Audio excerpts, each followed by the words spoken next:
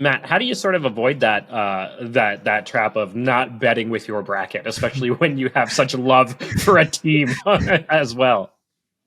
Well, that's coming from someone who's got a future in North Carolina to win the national championship. But no, I try to just play it game by game. And the thing is, too, what I find a lot of times, too, the people that win these bracket challenges are not the experts, aren't the pros, aren't the people that put hours in. It's just a random person that just kind of fills out, has fun, picks random teams that they know nothing about, and get lucky and make it all the way to the final.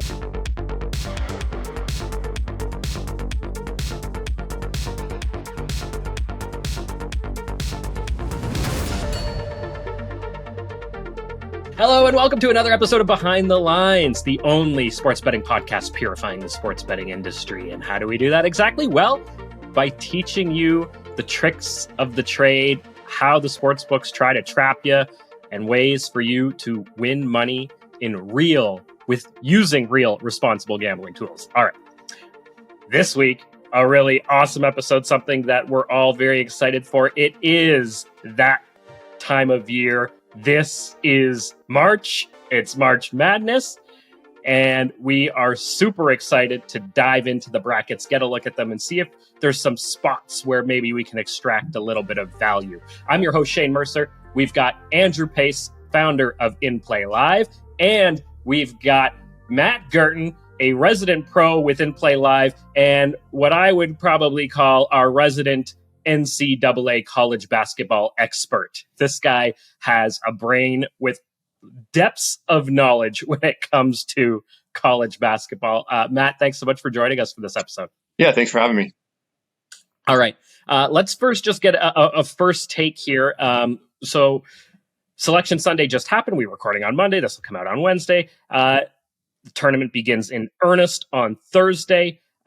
Matt, give us your sort of overall take, just a kind of first glance, first blush take on this bracket and how things are sort of setting up. Well, one thing I would say for sure is this year was definitely the hardest year for the committee to get their bracket set, most because we had 5 bids stolen. And for those who don't follow college basketball, what that means is there was 5 teams that ended up winning their conference tournament that the committee didn't expect them to win. So you had teams like North Carolina State upsetting North Carolina. We had a bunch of the big name teams getting bounced in the first round. So you have teams that you'd think would have got in, like the St. John's of the world, the Seton Halls, Indiana State, all ended up losing a spot because these tiny schools who weren't ever expected to do much ended up pulling off the upsets and winning the tournament. So that made it really, really tough for the committee to kind of fit in who should be in this year, who shouldn't be, because a lot of these 10 to 12 seeds all got taken up by these tournament champions that no one expected to ever come out and win.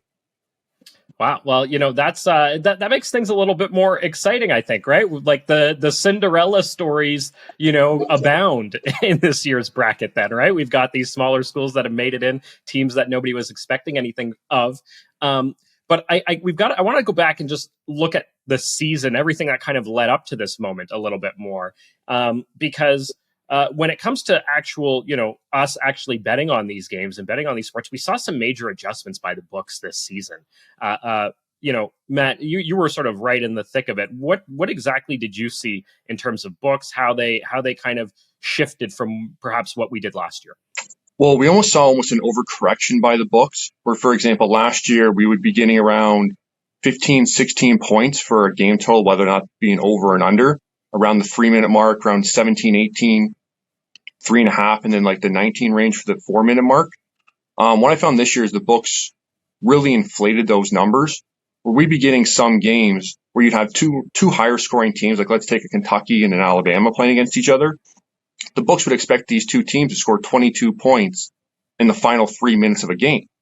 And that's, in my opinion, that's just way too much. You have games where, yes, they're high scoring. Yes, you expect these two teams to score. But what happens is once they get down the final 2-3 minutes of the game, if it's only a 1 or 2 point game, these teams are taking the 20, 30 second possessions. They're kind of slowing it down, trying to get the best setup they can to make that one score. So we've seen games where the books think they're going to score 22 points. They score 6 or 7. It stays a 1 point game all the way down, and the team hits a buzzer beater or a last second shot. The other thing I'd say too is We didn't really see the fouling we've seen in previous seasons. A lot of times you'll see teams down 6-7 with a minute 30 start fouling teams in the 1-1 to try to get back into the game. Whereas this year we've seen teams, they were down 5 with 20 seconds left, just dribbled out. Even teams fighting for their lives, down 7-8 with a minute left, played defense, let the team shoot and dribbled out. But the strange thing was you'd see teams like, we'll take the ACC championship, for example. A team like North Carolina, already in the tournament, they were fouling down 10-12 with a minute. There was 30 seconds they were fouling. They tried all the way to the end to get back in. And then you see other teams fighting for their lives and just not care. And it's honestly the first time I've seen it in college basketball, probably in the past 15 years. The end of games, just teams not really fouling like they used to. Yeah, I'm glad you brought up your team there, and we'll get to them in a moment. They're sitting in a number 1 seed. I'm sure you're quite happy about that. But Pace, how did you and the team at inplayLIVE kind of adjust to these changes from the books, and then how do you take that and kind of apply it at this time now when we're into the tournament? Well, I'm probably the least qualified person to be speaking on March Madness and college basketball. That's why we brought Matt in. Yeah. Right. But if I actually rewind the tape and I think back to some of the history of inplayLIVE, and we used to have a podcast here where the host of the show basically said, like, Pace, I love this stuff. I couldn't tell you a single player's name, couldn't tell you anything about a single team, and it's my most profitable sport. And I think one of the things about sports betting, and we definitely covered this last week with Rob being on, is that you have to adapt to succeed. And sometimes there's an adaptation period that can be a little bit costly to a professional bettor as these transitions occur. So Matt kind of touched on 2 things, and that was number 1, an adaptation from sports books, and number 2, potentially a change in the game. And a lot of talking heads are big on this right now, and they're factoring in things like how much is the nil impacting college sports, the behavior on the floor, the way teams are participating and competing. And then a lot of the NBA talking heads are talking a lot about how different college basketball was from the standpoint of everyone being so focused on winning when they played. And we're going back now to, of course, like the UNC sort of the Geurten type era, where the individual stats they'll look back on today and be like, what, I did that? That's how I performed when I was on the floor in college, in the tournament. Whereas now it's such a focus of the individual players, their stat lines and how they're playing, and potentially less of a focus of the team as a whole. And especially that comes into the spotlight more with social media, your own influence, your own brand, your draft position, potentially your nil deals, all that kind of stuff. So in the grand scheme of things, I would say when you say like, oh, how did the team adapt and things like that? I know how we adapted last season, and most of it was actually in the tournament itself, which I'm looking forward to this year. But again, we don't really know if what we were doing last year is going to fit the bill this year. We don't know if that's how games are going to come in for us. So realistically, throughout the week, what I did is started slowing volume down a little bit to focus on key spots where I was a lot more confident in what was going to be coming down the stretch. And the other thing too, for me personally, like you say, how did the team at inplayLIVE transition? Well, one of the things that I started doing more throughout the latter part of the week was just listening a bit more and following some of the other calls of guys like Matt or Kenny that were doing really well, and just focusing on those spots more so than maybe me pushing the same volume that I had intended at the start of the week. So lots of changes that have to kind of continually, be pushed forward by all of us in order to succeed. And sometimes those can be, these real time where you're looking at data and historic stuff. And then other times it's like, guys, this isn't the spot for that. We have to either leave it or try something else here based on what we're seeing. Right. Yeah. I'm glad you brought up, adapting, because that has been key to this college basketball season in a major way. And for anybody out there listening or watching, if you didn't watch last week's episode with Rob Pizzola of the Circles Off podcast, I encourage you to go back and listen to that one. And there's another episode from a few weeks back that I want to encourage you all to go back and have a listen to, especially at this time as we approach March Madness, and that was with Ryan Hammer. And he's this guy who kind of created what's become known as the trapezoid of excellence, which is a pretty kind of interesting way of looking at teams and how they perform. And if anybody is unfamiliar with it, I'll share that with you now so you can get a quick look at it here. But basically, the idea is that this is about kind of comparing pace and efficiency, and sort of how well you perform. And he's got it sort of on a chart here, and on the far right side is a very, very fast paced team. If you're in sort of the lower right quadrant, then you're not exactly a high performing team. You play really fast, but you don't do so well. If you're in the top right, then you play really fast and you do pretty well. If you're up over here in the top left, it means you're a slower playing team, but you do really well. And if you're down here in the left, you're a slower playing team that doesn't perform exceptionally well. And so, we had Ryan on. He kind of explained how it all works and how he creates it and everything. But basically, the idea is that championship teams, generally speaking, are going to reside somewhere up here in this trapezoid of excellence, as he kind of called it. So, Matt, I want to get your take on the trapezoid of excellence, whether or not you think there's value in kind of looking at it. But also, I also just want to point out that your team is just outside of it.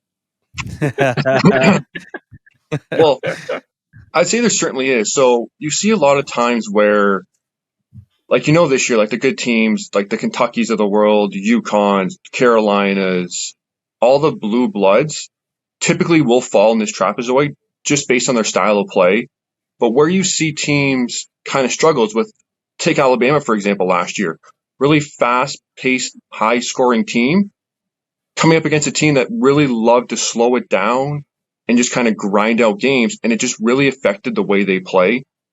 You'll see even like teams, they barely squeaked in my opinion. Virginia shouldn't be in the tournament this year, but they're a team that really loves to slow the pace of the game.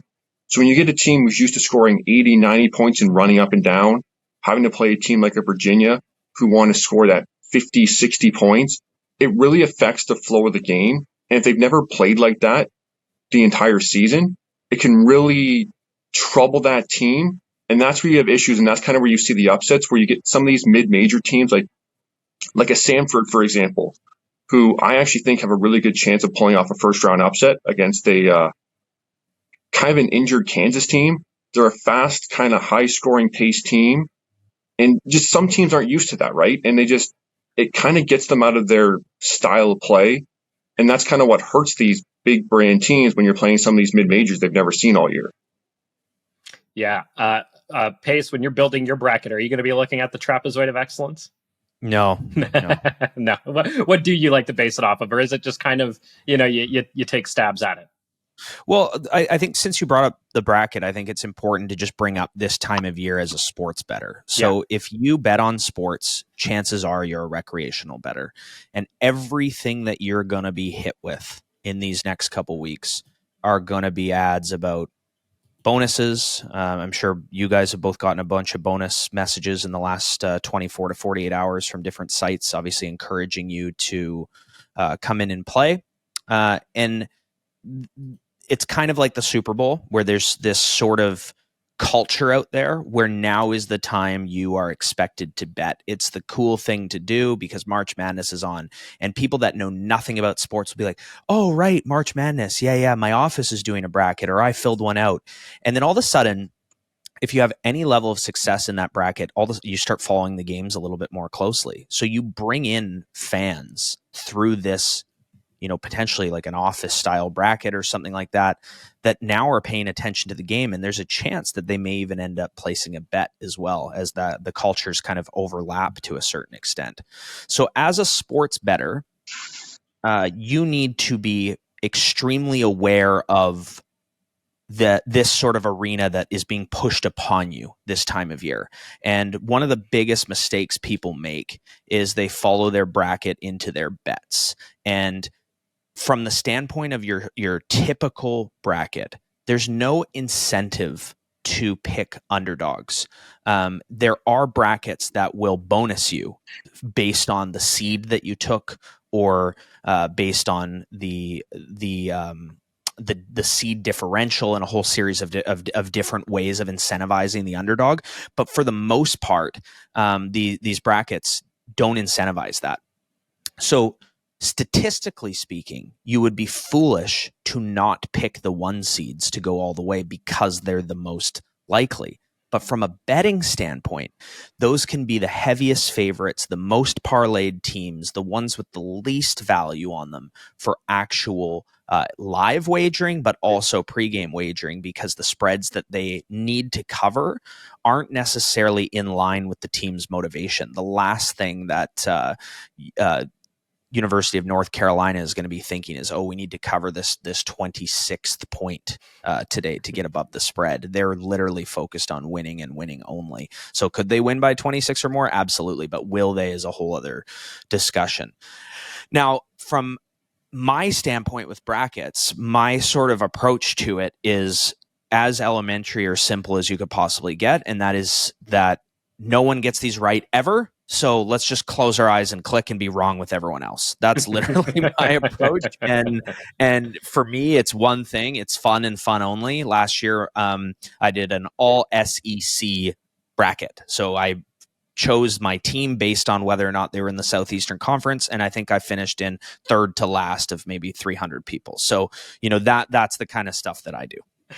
I've got the inplayLIVE bracket up here right now, and I still haven't made my pick, so I've got to do that, and I'll get to it sometime this week, but before Thursday's lock. But if anybody's interested in joining, it's available for everybody, right, Pace? Yeah, so if you want to join our bracket pool, all you need to do is shoot us a DM and we'll send you the details. So the best spot to message us is going to be on Instagram at inplayLIVE. If you want to join our bracket pool, it's a winner-take-all pool. A lot of fun. All right. Matt, I get the sense that you do take a little bit more of a strategic approach to the brackets than Pace does. Would I be right in making that assumption? Yeah, so I kind of cheat. I usually fill out 2 brackets. I always have one bracket every year with obviously North Carolina winning it all. And then I try to fill out a non-biased bracket as well. That's just kind of my thing. It's always the 2 where it's one where it's all analytical based. I'm looking at the Kenpom rankings. I'm looking at the trapezoid of excellence. I'm just trying to figure out how one team matches up against the other. And that's bracket A. I'll call that my real bracket. And then I'll call my other one, obviously, the Carolina bracket, where it doesn't matter who they play. It doesn't matter what they're ranked. I'll just put Carolina to win a national championship. But if you're going kind of more of the database side, we can kind of look at the Kenpom rankings, and they give a very good kind of breakdown of who we think will and won't make it far in the tournament. So since the Kenpom rankings have come out, this year it narrows it down to 7 teams that really have a legitimate chance of making the NCAA tournament. In order to be in one of those teams that can win it all, you need to be in the top 20 of offensive efficiency. You need to be in the top 40 of the defensive efficiency. So if you're looking kind of for a team who can win it all this year, that brings it down to 7 teams. You have the UConn Huskies, Houston, Purdue, Auburn, Arizona, Duke, and Creighton. Those are all the teams that fit those specific examples. And you have a couple teams that just miss out, like the Carolinas, the Marquettes, who meet the one criteria, but just fall short on the other criteria. A couple of absences from there. I noticed that you didn't mention Tennessee. Is Tennessee in that grouping?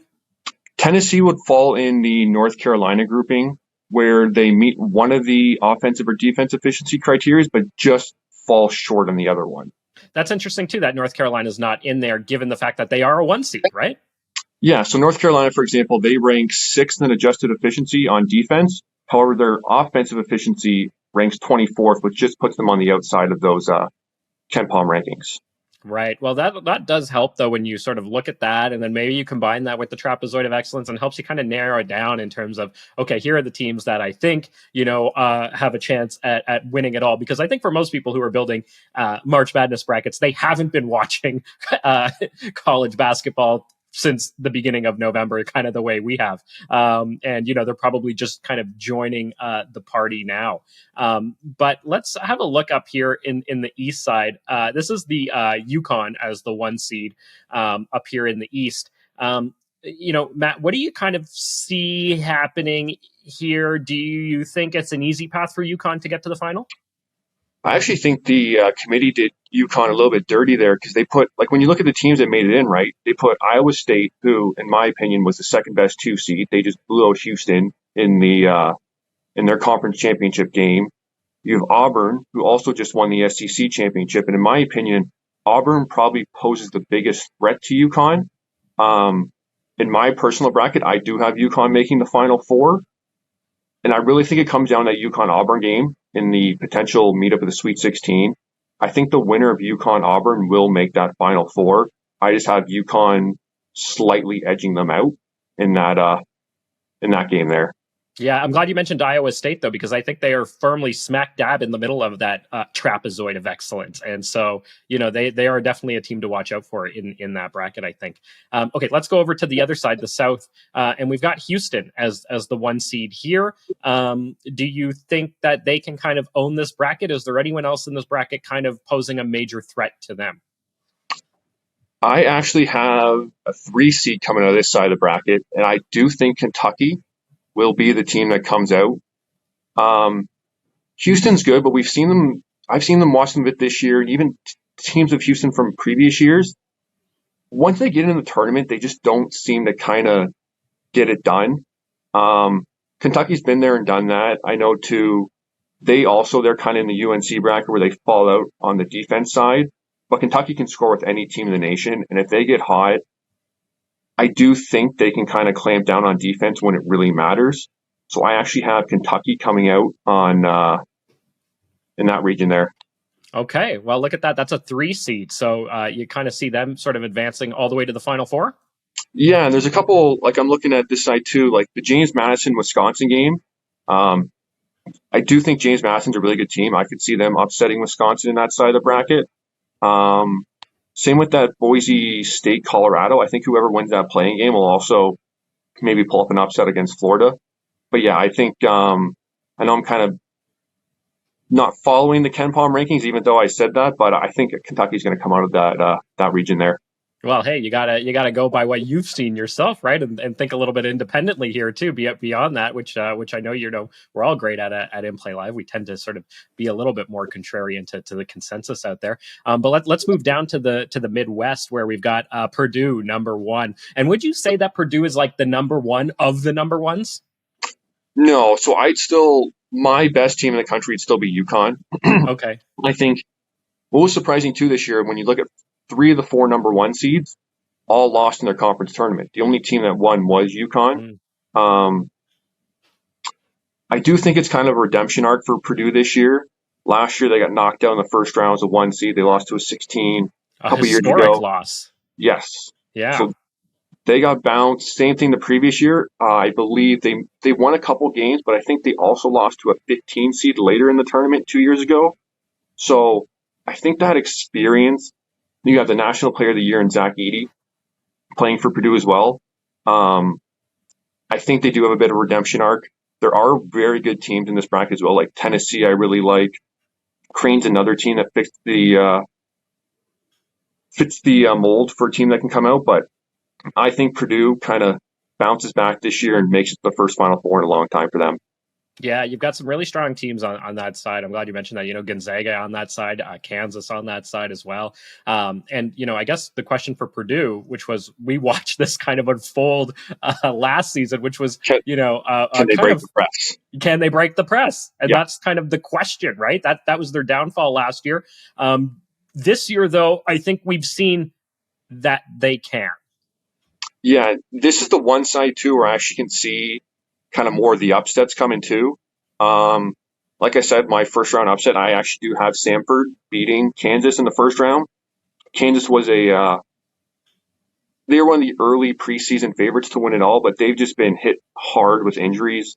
They got bounced early in the Big 12 tournament. I think Samford's going to pull off the upset. And that one, another one I'm kind of looking at is McNee over Gonzaga.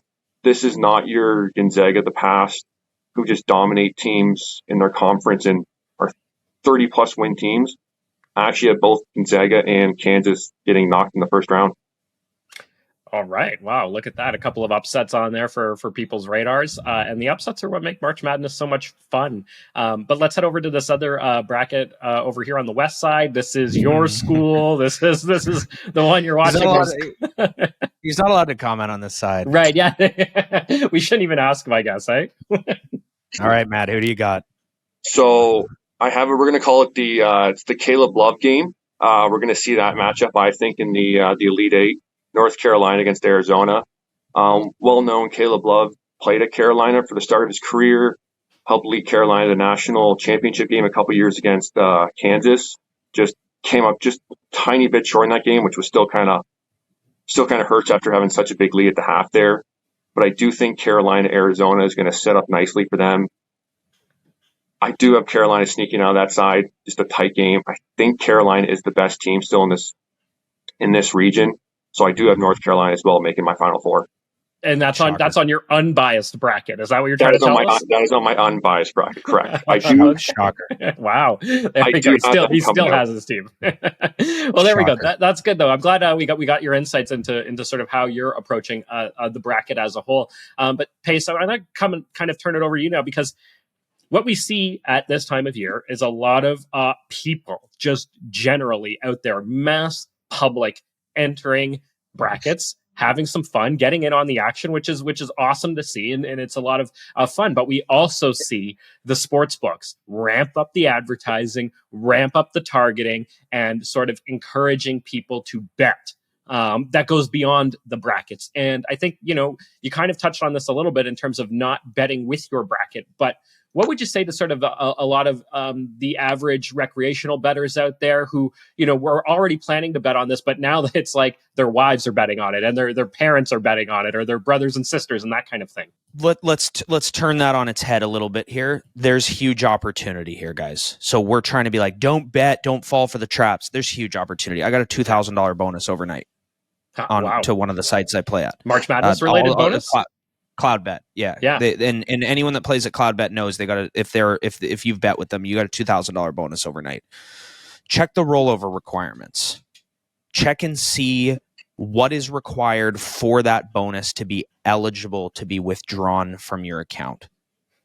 Bonus harvesting can get flagged by sites, but that doesn't mean that you still can't do it successfully. So take the opportunity, if you're doing this, not to be the recreational player that fell for a trap that they set for you.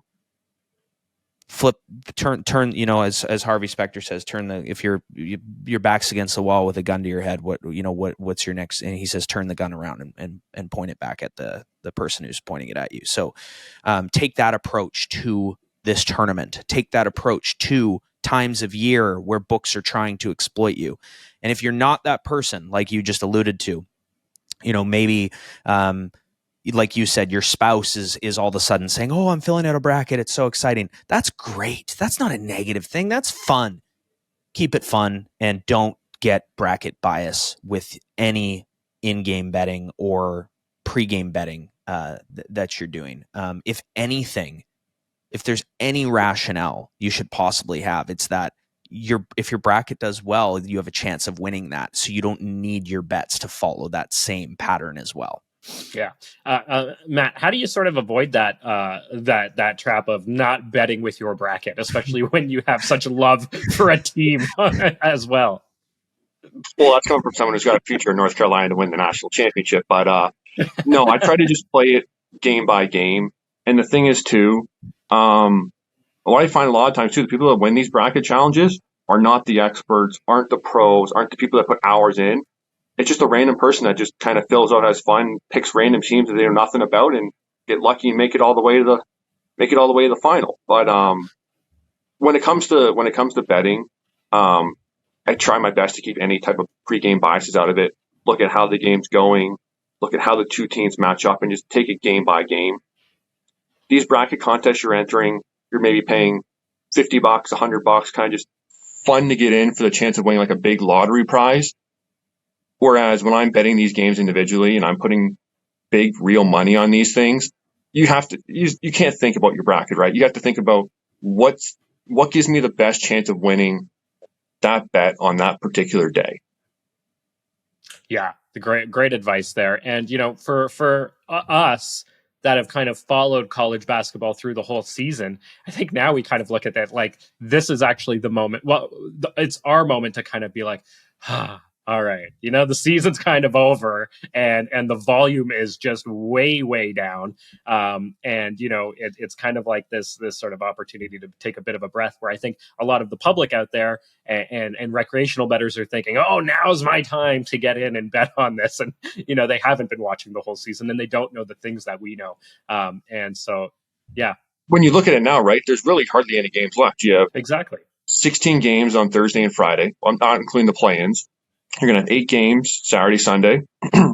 Following week, 4 games Thursday, Friday, 2 games Saturday, Sunday, and then the finals the week after. So there's only like 1-2% of the season left. Like the season's done. And now it just kind of cultivates the final at the end of every single year. There's the betting for the college basketball season now is really over, and it's just these tiny little tournaments.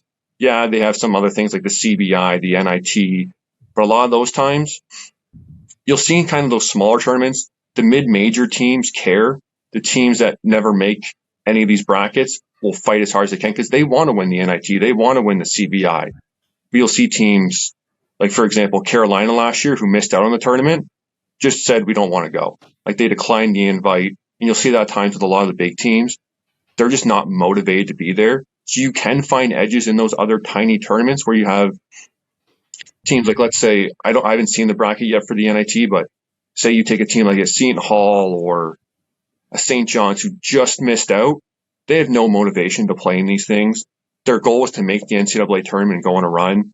Once they missed that, they just have no interest in these smaller ones where you have the little tiny teams. You're like, you know what? We have a chance to win a tournament and hang a banner in our stadium. And those are where you can find value in on those other schools as well. Yeah. Pace, that kind of reminds me of the meaningless bowl games in college football.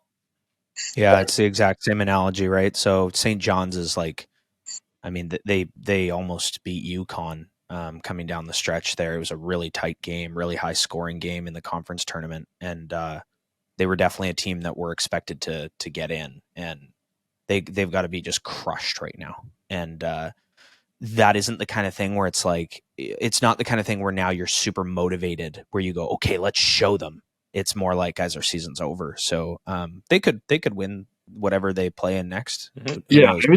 I would just hold on, Matt. I would just caution any bettors where you see that school coming through as a big favorite and going, oh, they can't lose to this team. There's a good chance they don't care. Yeah, and like that's the thing is I haven't seen the bracket come out, but like I said, North Carolina last year, after not making the NCAA tournament, they just declined to play it altogether. Like they had a meeting with team and players and like, you know what, do we really want to do this?